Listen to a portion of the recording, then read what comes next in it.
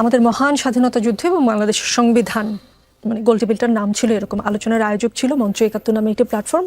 আলোচনা সভায় প্রধান অতিথি হিসেবে উপস্থিত থাকার কথা ছিল বাংলাদেশের সংবিধানের অন্যতম প্রণেতা এবং গণফোরামের ইমেরিটাস সভাপতি ডক্টর কামাল হোসেনের, তবে সেখানে তিনি ছিলেন না। আওয়ামী লীগের সভাপতি মণ্ডলীর বহিষ্কৃত সদস্য সাবেক মন্ত্রী আব্দুল লতিফ সিদ্দিকী এবং ঢাকা বিশ্ববিদ্যালয়ের অধ্যাপক শেখ হাফিজুর রহমান কার্জনকে অবরুদ্ধ করেছেন একদল ব্যক্তি। তারা নিজেদের জুলাই যোদ্ধা হিসেবে পরিচয় দিয়েছেন। ঢাকা রিপোর্টার্স ইউনিটিতে কিন্তু অনুমতি নিয়ে অনুষ্ঠান করতে হয় এবং সেখানে গোয়েন্দা সংস্থার লোকজনও থাকেন আমরা যতদূর জানি। সেইখানে এরকম একটা ঘটনা মানে কিভাবে মূল্যায়ন করবেন? ধন্যবাদ। ছোট ছোট করে বলি। প্রথমত জুলাই যোদ্ধা, আমি অফিসিয়ালি অনেক প্রোগ্রামে বলেছি এই যে জুলাই যোদ্ধা এটা কারোর নাম পরিচয় হতে পারে না। প্রথমত মানে এটা কি সরকার এক একজনকে একটা কার্ড দিচ্ছে যে তুমি জুলাই যোদ্ধা, মানে সবার তো এটা নাই। সুতরাং যে যেখানে যেটা করছে সেটা জুলাই যোদ্ধা নামে, এইটা হলো প্রথমত আমাদের বরাবরই প্রতিবাদ ছিল। পরশু একজন ফোন করলো, বললাম ভাই কে, বললাম ভাই আমি একজন জুলাই যোদ্ধা। তো আমি খুবই বাজেভাবে রিয়েক্ট করলাম যে এটা একটা নাম হয় কেমনে, আপনার নাম পরিচয় বলেন। তো এই আমরা বারবার যেটা বলেছি, মুক্তিযুদ্ধ নিয়ে আওয়ামী লীগ যে ব্যবসাটা করেছে, জুলাইকে নিয়ে এই ব্যবসাটা কাউকেই করতে দেওয়া হবে না, নাম্বার ওয়ান। নাম্বার দুই, ডক্টর কামাল সাহেবের প্রশ্ন পিছন থেকে বলি। গতকালকে পরশু দুদিন ধরে একটা ফটকাট খুব ভাসছে। ডক্টর কামাল সাহেব বলছেন আমাদের সংবিধানের যে বেসিক স্ট্রাকচার বা 4টা মূলনীতি সেখানে হাত দেওয়া হচ্ছে, এই নিয়ে উনি প্রচণ্ড আহত। আমার মন খারাপ হয় বিএনপির সেই ভাইবোনদের প্রতি যারা 2018-তে ডক্টর কামালের নেতৃত্বে যখন সাধারণ বাংলাদেশের মানুষ হাজারবার বলেছে বিএনপির মতো একটা দল, বেগম জিয়া এবং খালেদা জিয়ার দল, সেইটা গণতন্ত্র পুনরুদ্ধার করবে, যিনি জীবনে মেম্বারও নির্বাচিত হন নাই সেই ডক্টর কামালের হাত ধরে।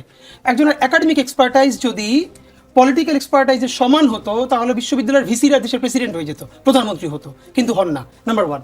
এবং এটা আমরা আউট অ্যান্ড আউট বলেছি, তখনও ছোট মানুষ হয়েও বলেছি ডক্টর কামালকে সামনে রেখে বিএনপিকে বিরাট একটা ব্লাফ দেওয়া হবে, ইলেকশন ছিটকে যাবে, কিচ্ছু হবে না। এবং সেটাই হয়েছে ডক্টর কামালকে সামনে রেখে। কি একটা সেকুলার মুখ, এইটাকে পোট্রি করে যে এই আইডিওলজি ধারণ করেন না। বেগম জিয়াকে কোনোদিন অনার করে ডক্টর কামাল কোনোদিন কোথাও কথা বলেছেন? ইভেন শহীদ জিয়ার পার্টিকে নিয়ে তিনি মুভমেন্ট করছেন, শহীদ জিয়া সম্বন্ধে সারা জীবনে তার বক্তব্য কি? একটা শুধু মনে করিয়ে দেই,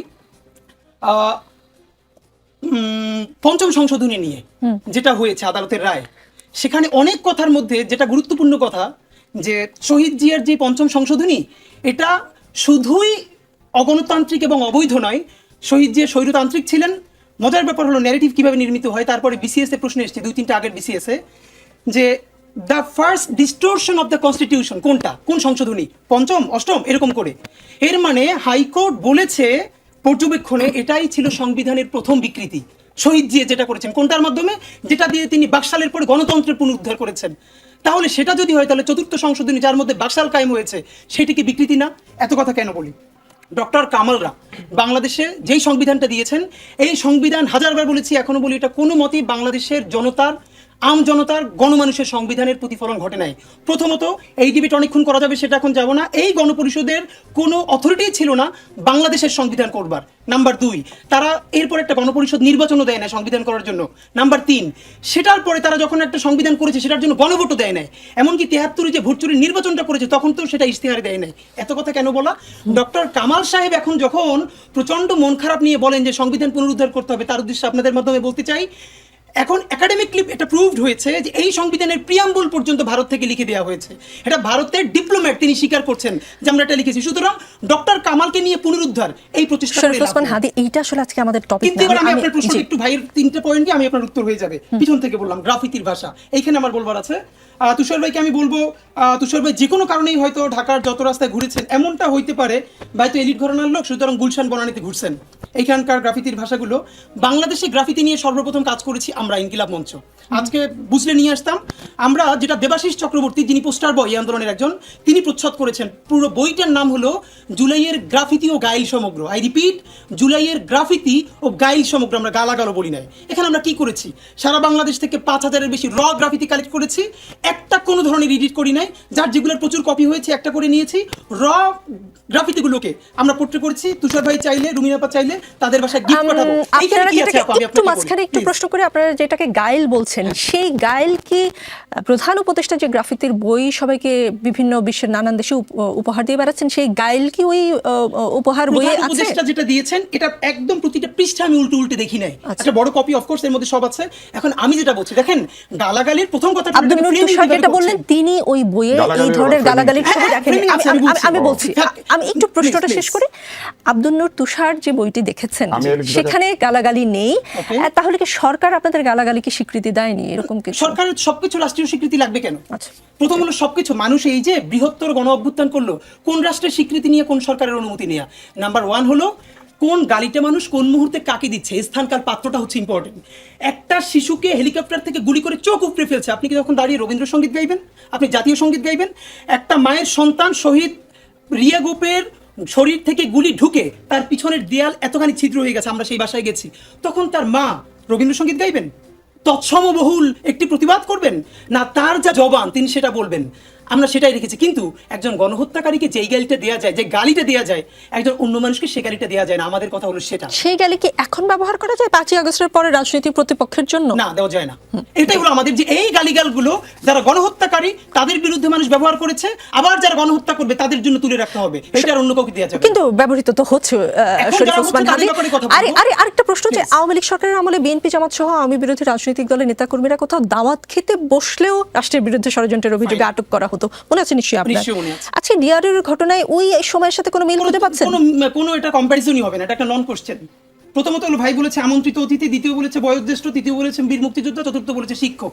নাম্বার ওয়ান, শিক্ষক নামের যে শব্দটা, এটা বাংলাদেশে ফাংশনাল?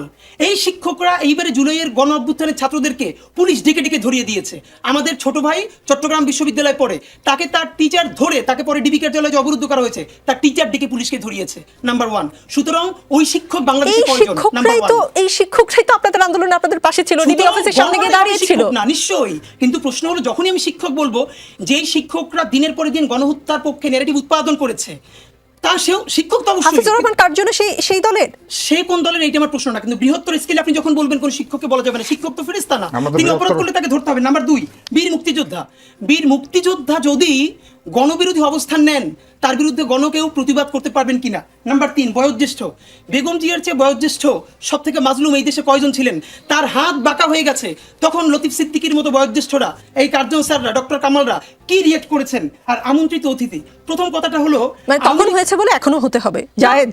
না, জায়েজ কেন বলছি? প্রথম হলো আপনি বিচার করতে পারেন নাই, এই রাষ্ট্রকে আপনি বারবার ধরেন। আমরা তো একটা রিকনসিলিয়েশন চাই, আমরা বলেছি একটা ট্রুথ অ্যান্ড রিকনসিলিয়েশন কমিশন করেন, যারা বিচার করেছে বিচার করে ফেলেন। এই বিচারের মধ্যে যদি লতিফ সিদ্দিকী না থাকে, যদি অ্যাডভোকেট জিআই পান্না না থাকে, তাহলে তারা অফকোর্স তাদের মতো করে কাজ করবে।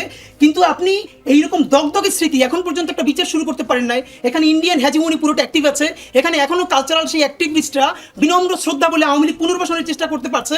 তো এর মধ্যে আপনি এই বয়ান বলবেন? এই মানুষদের মুখে গত বিচারের কথা কোথায়? যে বিচার কয়টা হলো? শরীফ ওসমান হাদি, একটা কি বলবো, সংশয় বা একটা ধারণা আমি দেখতে পেলাম আজকে বিভিন্ন জনের সঙ্গে কথা বলে। দেশে মুক্তিযোদ্ধারা কথা বলতে গিয়ে হামলার শিকার হয়, ডিআরইউতে লতিফ সিদ্দিকীকে অবরুদ্ধ করার ঘটনায় এমন কথা বলার সুযোগ তৈরি করে দেওয়া হলো কিনা? এখন কথা হলো, এটা আপনি যদি নাও করেন, এটা যে কোনো না কোনোভাবে বলা হবে। প্রথম প্রশ্ন হলো, এই কোট আনকোট ধরে নেই যে যারাই সবার একদম সার্টিফাইড মুক্তিযোদ্ধা, ভেরি গুড, এই মুক্তিযোদ্ধারা 2014-তে আনকন্টেস্টেড এমপি হয়েছিলেন কিনা? এই মুক্তিযোদ্ধারা 18-তে দিনের ব্যালট রাতে ভরেছিলেন কিনা? 24-এ নির্বাচন হতে দেন নাই কিনা? মুক্তিযোদ্ধারা আছে না? তাহলে তখন কি মিডিয়া ফ্রেমিং করেছে যে 154টা আসনে নির্বাচন ছাড়া, প্রতিদ্বন্দ্বিতা ছাড়া এমপি হলেন 50 জন বীর মুক্তিযোদ্ধা? দিনের ব্যালট রাতে ভরে ফেলেছেন অমুক আসনের বীর মুক্তিযোদ্ধা।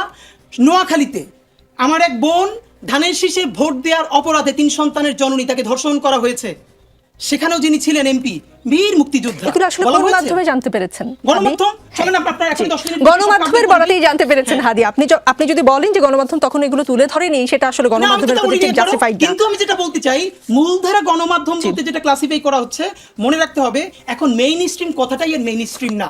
এখন দুনিয়ায় অনেক মাধ্যম, প্রত্যেকটা মাধ্যম ইম্প্যাক্টফুল, সুতরাং বিকল্প গণমাধ্যম কিন্তু তৈরি হচ্ছে, যার ফলে টেলিভিশনগুলো জনতার কাছে আসতে বাধ্য হয়েছে, নইলে আসতো না যদি বিকল্প গণমাধ্যম না থাকতো।